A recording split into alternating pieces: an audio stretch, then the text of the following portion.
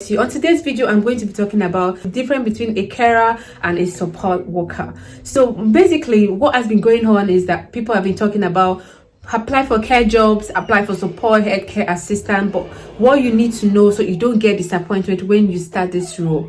So on today's video, I'm going to be sharing with you guys what to expect as a carer and what's your job as a carer, or what to expect as a support worker, or what role or your job as a support worker. And if this sounds interesting to your ear, please watch this video to the end. Oh, oh, oh, I could be the best thing in your life.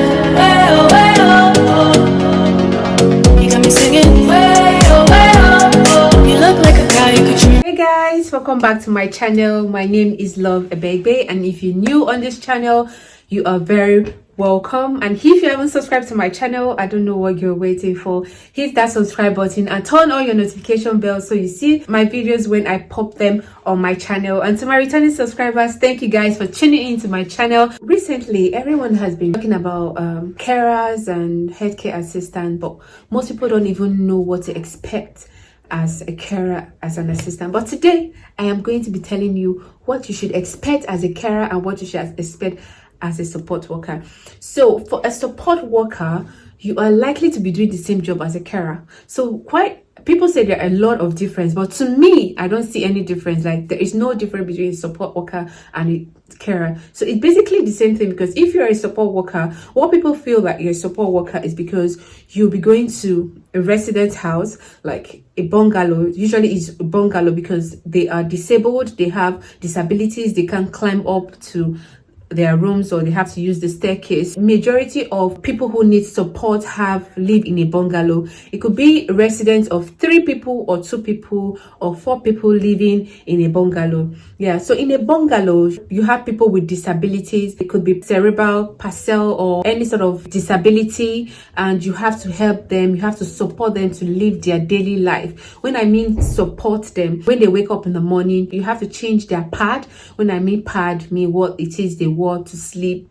It could be wet pad, it could be anything. So you have to change them. When I mean change them, you have to clean them up. If they pulled on the pad, you have to clean it up with a wipe and wear them new clothes. If the person have to shower every morning, if it's in their requirement or in their book that they need to shower every morning, you have to bathe them if that's what their requirements are. But if their requirements is just for you to clean them up in the morning, maybe with a cloth, you can just put a cloth in a warm water and clean them up, change their pad and wear them new clothes and take them out from bed to the dining room. You'll be the one to cook for them. So in a support work, you'll be the one to cook for them. So you cook for them in the morning, they eat, and if they have to go out in the afternoon or anything, you have to take them out for a walk, or take them out for doctor's appointment, or take them out for any activities that is happening in town and they need to leave the house. Yeah, that is what a support worker would do. Then as a carer, you have to go into care homes. When I mean homes, it's not a bungalow, no, it has to be like a duplex. You have to go into their homes. In the morning, you have to bathe them. Some of them are aged 80, 70, 60, 50, depending on the disabilities they have, or the mental issue they have, or the health conditions they have. So some of them, you have to shower them. And sometimes when you go in the morning, you might meet someone dead. Yes, sometimes person you saw this evening, when you are returning back to your shift the next morning, you might find out that person is dead, and they will take details from you, what happened. You have to start writing details that you came in the morning and you wanted to wake the person up to have a shower, and the person did not wake up. This is what you did. You had to call the manager, you have to call the team leader and all of that, and they take details from you before they take up on the patient that have just died. Yes, sometimes if that is not the case, when you come in the morning, you knock on the door of the resident. Some residents have it in their notes. Is it notebook? Or sorry, it's not notebook. When I remember the name, I will use it anytime. So some of them have it in their case file. Yeah, some of them have it in their case file that this is it case file? Am I using a police word for case file? No, I don't think that should be it.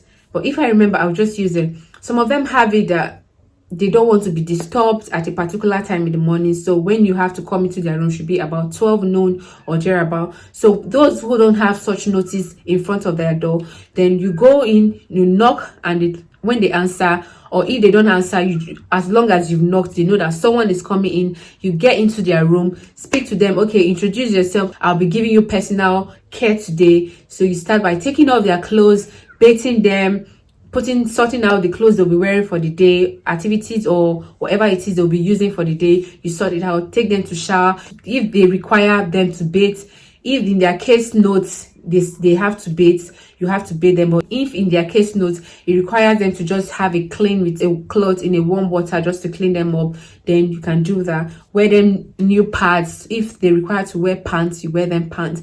And how's that? You take them out of the room. Then when you take them out of the room, you take them straight into the dining. In a care home living, you don't prepare their food, so they already have a dietary plan. So the chef who prepares their meal already know their dietary plan, so he has the details of what should go into their meal plan or what should not go into their meal plan. So when the chef is done with their food, the carer for the day, it could be your team leader goes into the kitchen to get a train with a trolley of different food for different residents in that particular home. So in every home there are sections with different floor. So it could be from 21 to 30. It could be like 10 persons in that row. In the next section it could be 12 to 20. You know, in some homes there are like 41 residents. In some homes there are like 20 residents, depending on the capacity of the building. So when you've gotten their food or the team leader have gotten the food, you go as a carer,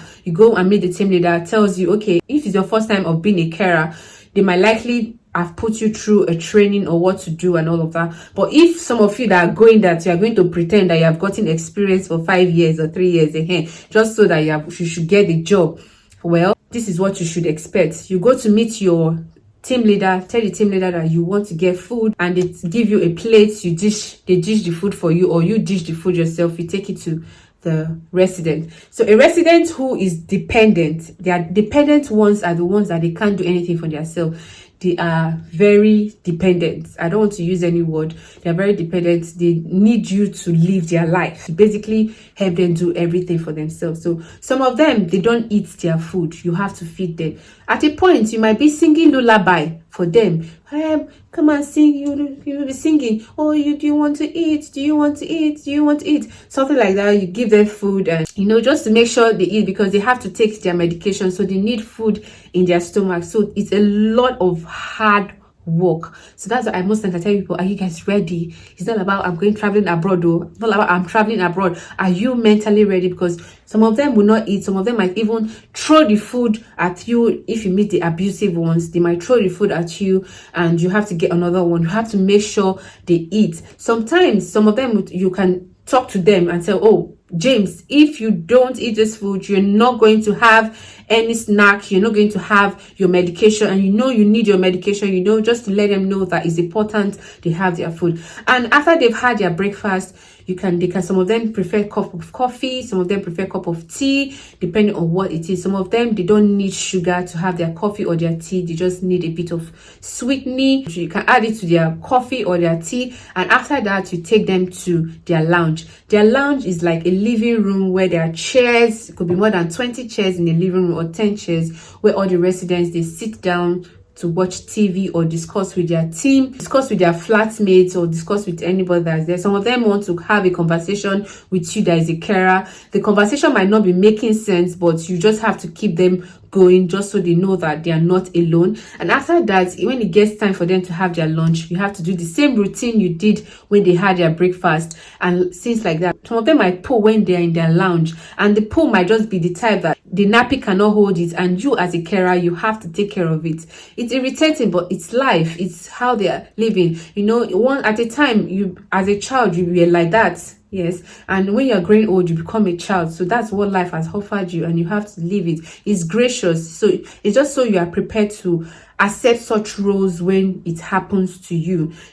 So when they pull, some of them pull while they are seated in the lounge, and you have to help them take care of it. You have to change their pad, you have to wear them new clothes if required, and you have to take care of that lounge in terms of other people to sit on or people to stay there. And they have their lunch. You eat. The ones that are dependent, you have to feed them. The ones that are not dependent, you have to encourage them to eat, and after that they go back to the lounge, they sit down. You can offer them biscuits, coffee, all of that. It's sometimes when it's already evening, some of them require them to have their bath. You have to bathe them. Some of them, the ones that are dependent, the dependent ones are the ones that can't do anything for themselves. You have to bathe them. You have to wear them their 90. You have to brush their teeth. Some of them have teeth that the fake tooth. You have to take it out, put it in a cup with warm water. You have to do all those sort of things, tidy up their room, make their bed, and they sleep. Some of them go to bed at 8. Sometimes you might meet difficult ones. When I meet difficult ones, like, you will just want to die. Like, they are so difficult that even you working on the job, when you get home, your body will tell you, because you don't know how to start the next day shift. Some of them, they don't go to bed at night. Some of them, 9 o'clock they are still up, 10 o'clock, sometimes 2 o'clock they are still up in the morning. I hear some of you say you have aged parents at home who you take care of, who you do this personal care.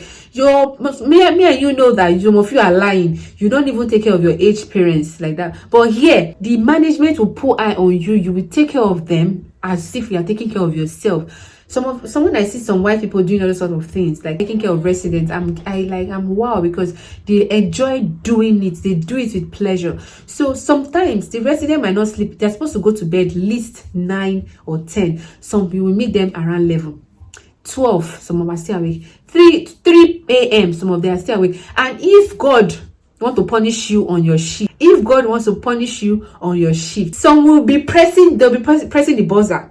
They will buzz on you. You will go there. They'll just say, "Oh, I don't have anything to do. I just want to go home." Those are the ones that have dementias. Those are the ones that find it difficult to sleep. Some of them need medications to sleep at night. So some, they don't even need medication. Some, they can just go to bed and they wake up the next morning safe and sound. When you're on your night shift, some of them, they will buzz on you until you are frustrated and tired. It's not like they need anything. They just keep buzzing. So these are the kind of people. So you might meet abusive ones in the care homes, where they start insulting you, calling you a bitch, calling you whore, calling you all sort of names. Some will throw water at you, throw things at you. Some will use their working friends to hit you. Some things will say. That's are the things you will find in care homes. Some, when you enter into their room, they've peed on the floor, they've pooed on the floor. Some, they will use their poo to clean the floor. It's so, and you have to do it, to my sister and my brother. You have to do it because you signed for that role. So if you're watching this video and you want to apply for that care job,